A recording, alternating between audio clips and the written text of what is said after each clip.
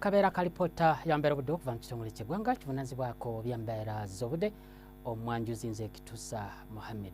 Waliwo omugongo gw'obuzito bw'empewo obusembi eri ku kasongezo ka Ssemazinga Africa era nekiviirako okunyigiriza omukubo gw'enkuba okudda eri ebitundu ebisangibwa ebugwanjuba ssaako n'eri ebukiikakkono bwa Ssemazinga Africa wadde nga waliwo empeweevu ntono nga zikunta zivaako mu gabira g'e Congo ssaako n'ezo eziva ku nnyanja Nalubaale nekiviirako enkuba okutonnya mu bitundu by'eggwanga ebyenjawulo. Bwe tugezaako tulaba ate ku mbeera y'obudde olunaku olw'enkya tusuubira omusana okwaka bitundu ebisangibwa Masekati so nga ate eyo mu bizinga by'Essese yo tusuubirayo olwandagirize.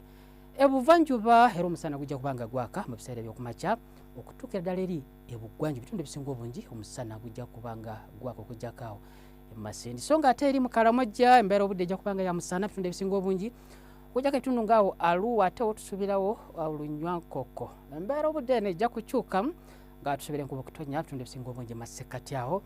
Ebbugumu okuba kutuguliza 27 mu kibuga kyaffe ekikulu Kampala so nga ate bisigadde 28.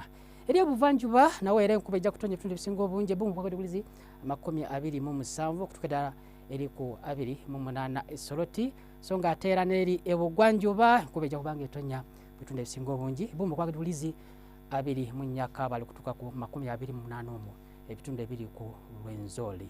So nga ate era eri ebukiikakkono mu Karamojja enkuba ejja kutonnya wadde nga ebbugumu lijja kuba ku digurizi 29 so nga ate ebitundu ebisigadde okuba ku digurizi 28. Bwe tugezaako ne tulaba ate ebibuga ebisinga obungi eri ebunayira omusana gujja kuba nga gwaka Cairo ebbugumu okuba ku digurizi 35, Beijing 29 so nga ate awo Nairobi otusuubirawo Olunywankoko ebbugumu okuba ku digurizi 27. Tuyanze okubeerako naawe beera bulungi.